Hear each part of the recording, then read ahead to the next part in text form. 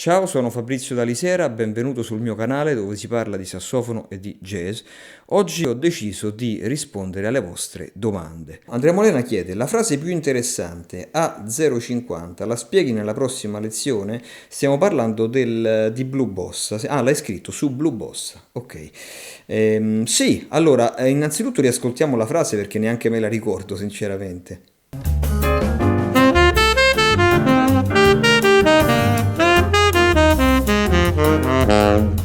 Andrea, è una frase sul dorico, cioè il brano è Blue Bossa, l'accordo reale è Do minore, quindi Re minore per il tenore.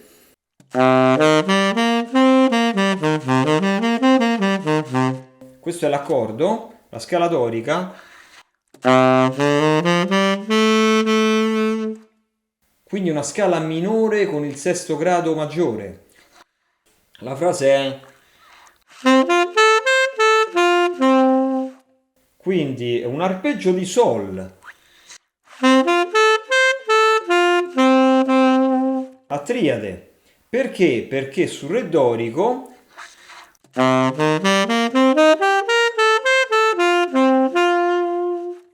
la sesta maggiore, ossia il Si naturale, è presente quindi nella triade di Sol.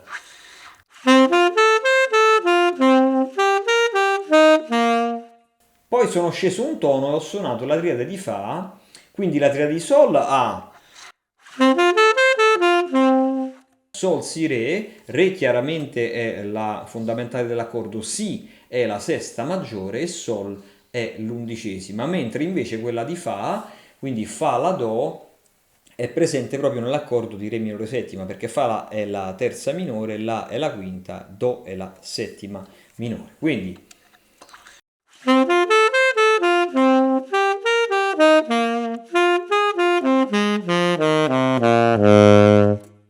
Quindi poi triade di Sol, triade di Fa,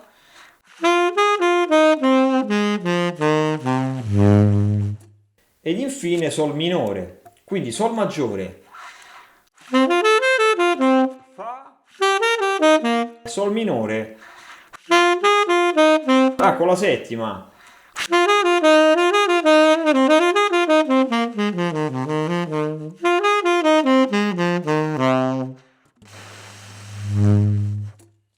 Questa è la frase.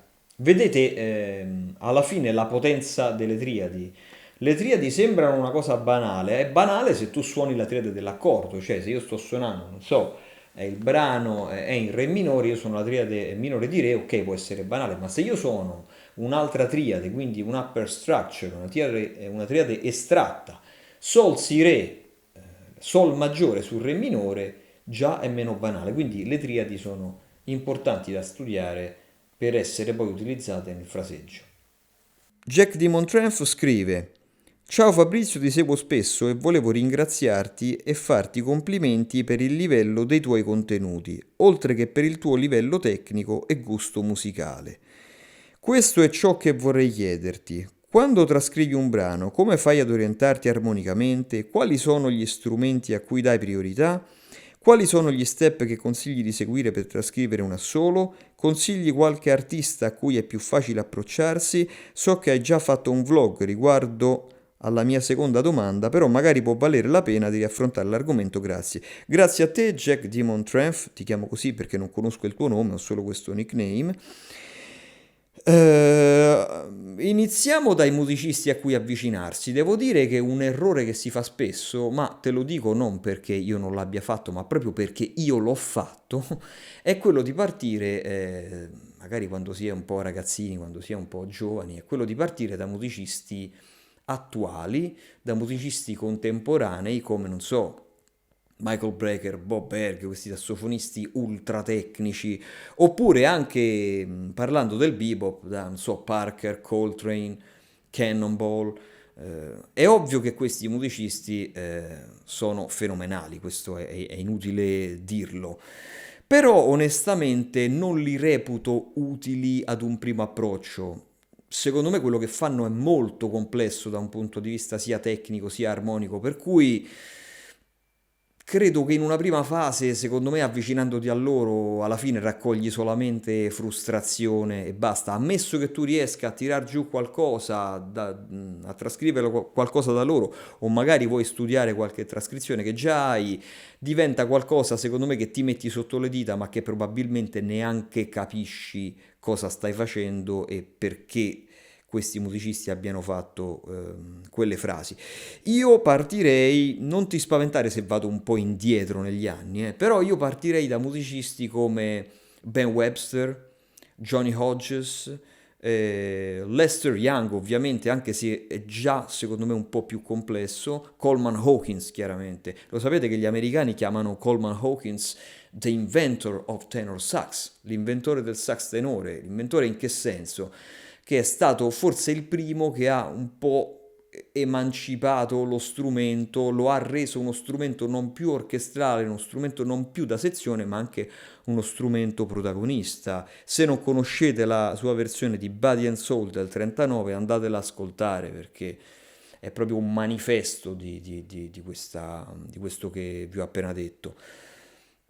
Quindi partirei da questi musicisti qui, per esempio, ecco, se tu ascolti Ben Webster, ogni frase che lui fa, ci sono anche ovviamente frasi tecnicamente più complicate, però molte frasi che lui fa, appena le ascolti, stoppi la registrazione, riesci a ricantarle. Ecco, quindi tornando alla tua domanda, il primo step che farei quando io trascrivo un assolo non è toccare il sassofono, ma è ascoltare questo assolo tantissimo, fino al punto tale da ricantarlo sul disco, da essere in grado di ricantarlo. Non sono un cantante, non canto bene assolutamente, io per cantare intendo semplicemente intonare le note. Quindi quando prendo in mano il sassofono, a quel punto già ho un ricordo solido del solo. Non vi consiglio di trascrivere al volo, stop, cerco sul sassofono, scrivo sulla carta, eccetera.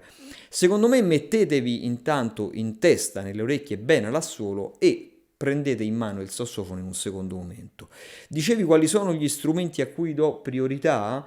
Non ho capito se per strumenti intendi strumenti musicali o strumenti in senso generico.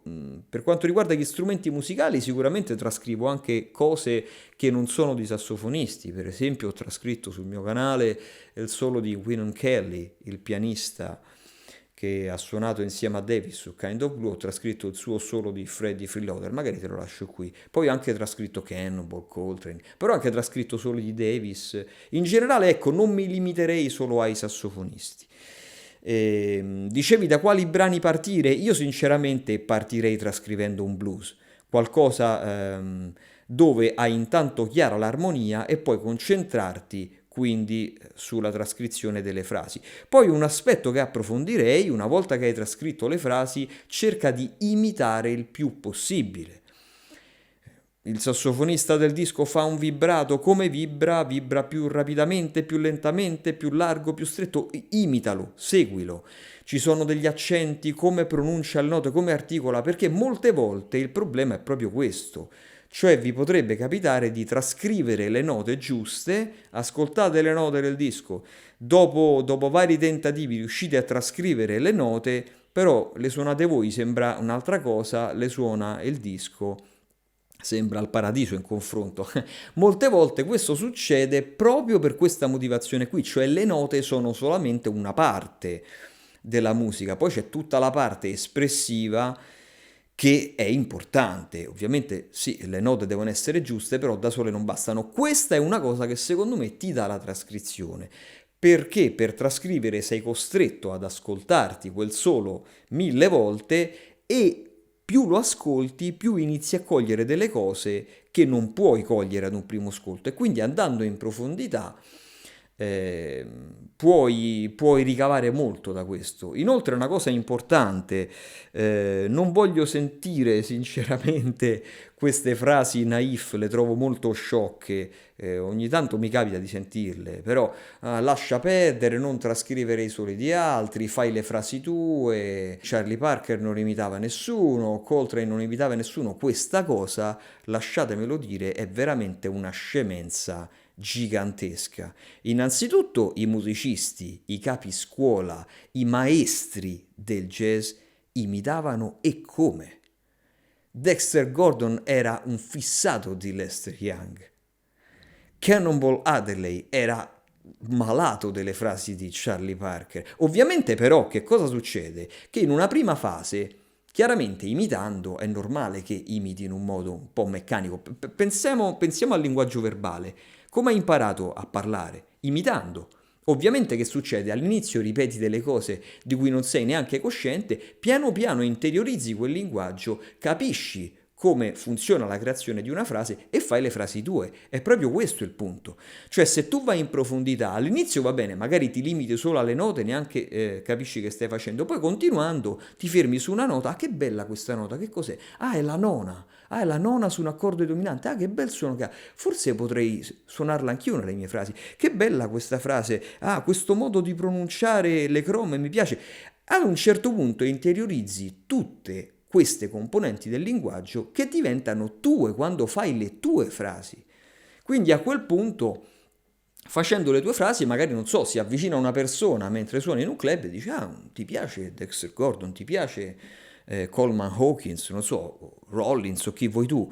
E tu in realtà non hai suonato le frasi di quel musicista, hai fatto le frasi tue, ma si sente che hai interiorizzato quel linguaggio. Ecco, lì vuol dire che secondo me la trascrizione, questo processo è servito a qualcosa, lo hai fatto tuo e lo hai incorporato nel tuo modo di suonare. Quindi non esiste, veramente, lasciate perdere la mia opinione, ho parlato con musicisti e mi è capitato di suonare con musicisti molto autorevoli, Mark Sherman, Max Ionata, Maurizio Giammarco, e questa è una cosa che ho chiesto un po' a tutti, a volte in modo diretto, a volte mi è capitato di ascoltare delle persone che chiedevano e tutti hanno detto, hanno ribadito l'importanza della trascrizione. Quindi non c'è un musicista sulla faccia della terra che non sia diventato bravo a suonare imitando qualcun altro.